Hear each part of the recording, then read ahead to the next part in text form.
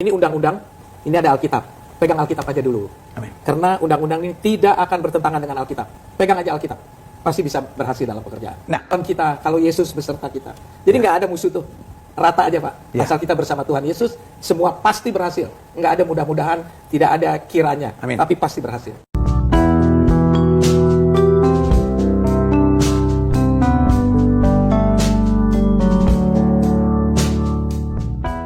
Pekerjaan pengacara atau pembela ini kan pekerjaan yang sangat dekat dengan Tuhan Yesus, Bang. Karena Tuhan Yesus juga disebut pengacara kita, kan pembela kita. Pembela Gimana, yang Bang? agung. Ini undang-undang, ini ada Alkitab. Pegang Alkitab aja dulu. Amin. Karena undang-undang ini tidak akan bertentangan dengan Alkitab. Pegang aja Alkitab. Pasti bisa berhasil dalam pekerjaan. Nah, sementara sebagai pengacara pastikan ada musuh, Bang. Nah, bagaimana menghadapinya? Kan kita selalu bilang, siapa sih?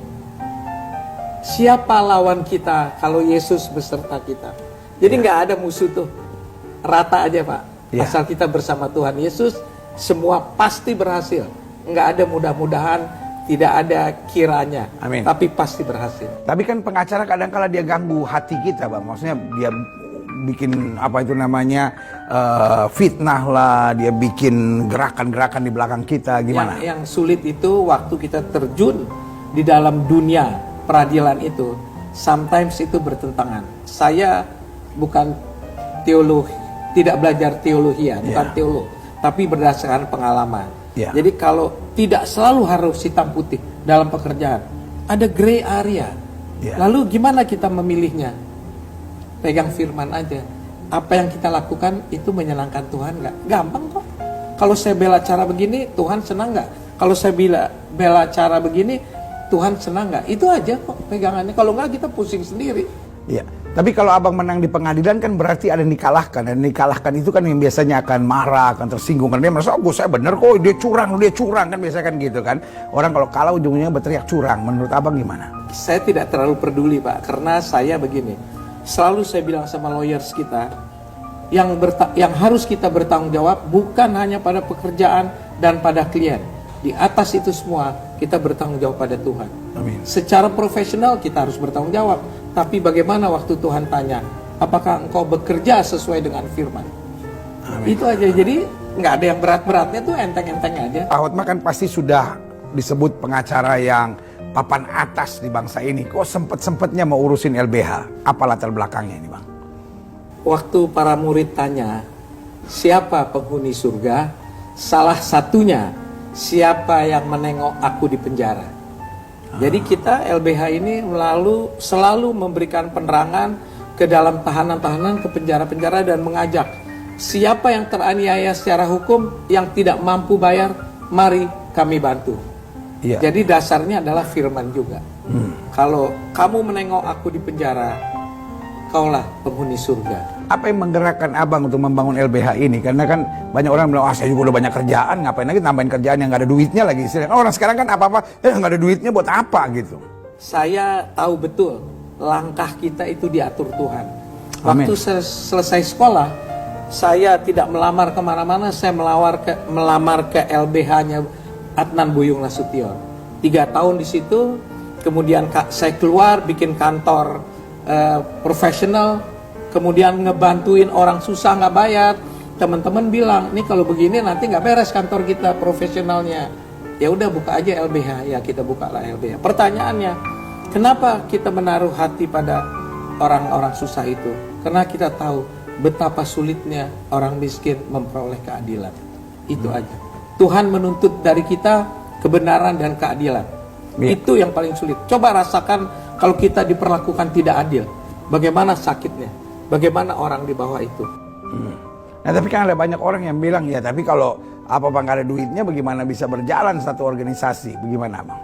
Berkat itu bukan dari pekerjaan, bukan dari klien, berkat itu dari Tuhan.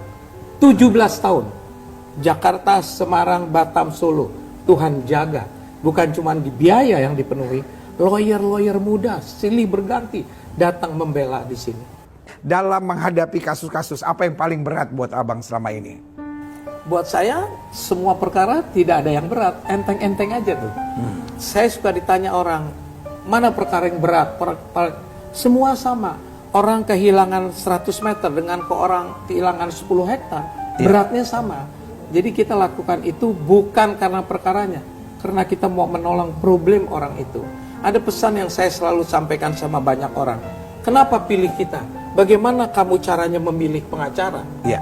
Pertama, singkatnya nih, cari yang takut Tuhan. Ya. Orang bilang, semua orang juga bilang takut Tuhan. Ya. Lah, untuk tahu pohon itu baik atau tidak, lihat buahnya. Kalau buahnya bagus, pohonnya baik. Lihat track record itu pengacara. Ya, Mau nggak dia taruh hatinya untuk orang miskin? Itu aja. Yang kedua, cari yang sudah kaya. Kok begitu? Dia nggak bisa dibit. Buat pengacara itu untuk main kiri kanan dengan segala hormat pada profesi kita. Terlalu gampang untuk main ngebelain lawan. Mengalahkan klien sendiri.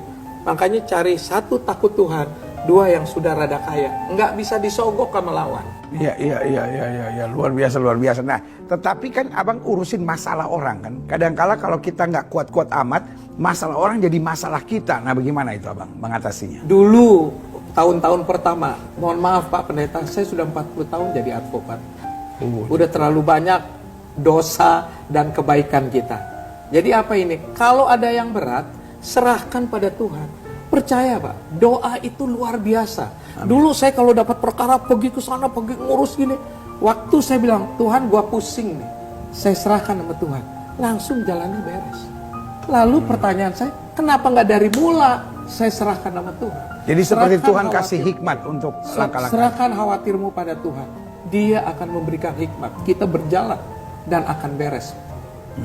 Nah, lalu pasti dalam 40 tahun ini ada masa-masanya di mana menurut Bang Hotma, ini benar nih saya nih. Ini harusnya menang nih, tapi dikalahkan. Nah, bagaimana situasi itu?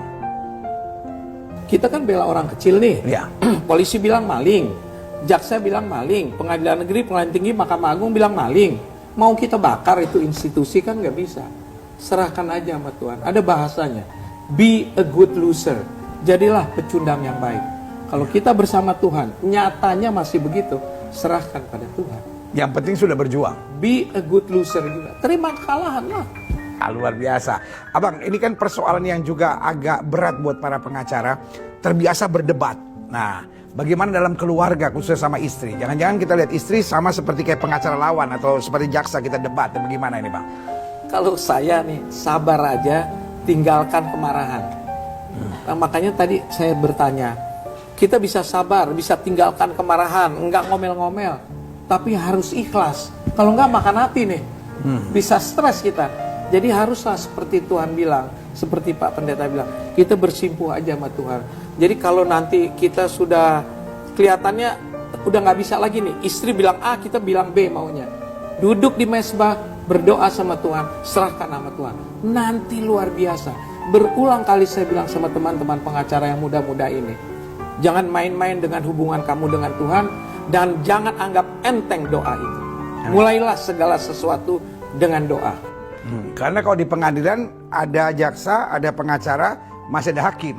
Kalau di rumah nih cuma ada jaksa sama pengacara, nggak ada hakim nih. Nah ini repot ya. Yang penting ngalah aja. Apa susahnya sih, satu keluarga kok. Mau berantem kan enggak, ngalah aja. Ngomongnya enak. Saya sudah praktekkan nih. Ngalah aja udah. Ya. Waktu Tuhan Yesus naik, koreksi saya nih, Roh Kudus turun, Roh penghibur. Dia mau kita sukacita dan damai sejahtera. Ingat nih, jangan ada satu apapun juga mengambil sukacita dan damai sejahteramu. Tidak lawyer, tidak klien, tidak jemaat, tidak pendeta, tidak jalan macet, tidak ada satupun bisa ambil sukacita dan damai sejahtera kita. Jadi kalau kita ketemu masalah gitu, enggak, gue mau sukacita dan damai. Karena itu maunya Tuhan kita. Kita yang menentukan semuanya. Abang, sekarang buat anak-anak muda yang mungkin kan sekarang lagi rame-rame semua mau jadi lawyer. Kira-kira apa pesan abang? Jangan main-main loh, jadi lawyer itu berbahaya. Karena begitu banyak kesempatan kamu untuk curang. Tagih janji-janji Tuhan, hidup sesuai dengan janji Tuhan. Bagaimana kamu bisa menagih janji Tuhan kalau kamu tidak tahu janji Tuhan apa? Bagaimana tahu janji Tuhan? Baca Alkitab, baca firman. Tagih tuh janji Tuhan. Ada bahasa manusia. Tuhan kita punya satu kelemahan. Apa itu? Dia nggak bisa langgar janjinya. Amin. Haleluya. Kalau dia sudah berjanji, pasti dia tepati. Alkitab itu 1 titik koma tidak ada salah. Kalau nggak cocok sama kita, yang salah kita bukan Alkitabnya. Nah, tapi ada yang bilang gini, nggak mungkin kita bisa jadi lawyer kalau terlalu dekat sama Tuhan. Siapa bilang nggak mungkin? Bisa aja. Kenapa? Itu pilihan kita kok. Kalau saya juga ada kan tadi saya bilang, ada pada saat saya ada gray area. Tindakan apa yang akan saya ambil? Kalau saya ambil A, Tuhan senang nggak ya? Kalau saya ambil B, Tuhan murka nggak ya? Itu aja kok, sangat mudah. Kita punya hati nurani, ada Roh Kudus dalam diri kita. Cek aja, kalau saya bikin ini, Tuhan senang atau tidak. Kalau kamu jadi pengacara, jadilah pengacara membawa firman Tuhan. Haleluya. Abang, mungkin sebagai pesan ulang tahun Abang buat setiap orang yang menyaksikan program Kamu Hebat, apa yang Abang mau sampaikan? Kita tidak bertanggung jawab untuk lawyer dan untuk orang banyak. Kita tidak hanya bertanggung jawab pada pekerjaan, pada klien. Di atas itu, kita bertanggung jawab pada Tuhan. Biasanya orang takut, nanti kalau jujur, tutup kantor lu, enggak laku. Jangan. Cari dulu kebenaran dan kerajaan surga, segalanya akan ditambahkan. Itu pesan. Haleluya. Abang, tapi bagaimana dengan kalau Abang membela orang yang salah? Kan nggak mungkin ada orang salah datang, misalnya saya memang bunuh nih, saya butuh dibela. Oh, saya ikuti suara Tuhan, saya nggak mau bela kamu, gimana Bang? Oh, nggak bisa, bukan tidak boleh dibela, harus dibela. Cuman yang dibela kebenaran dia. Orang tidak ada 100% salah. Kenyataannya sekarang, orang salah segini, hukumannya segini. Orang salah segini, hukumannya segini. Tugas kita apa? Kalau ada orang salah dalam tanda kutip datang, ngaku kamu, nanti kita lihat, Pak Hakim ini hal yang memberatkan, ini yang meringankan, silakan putuskan.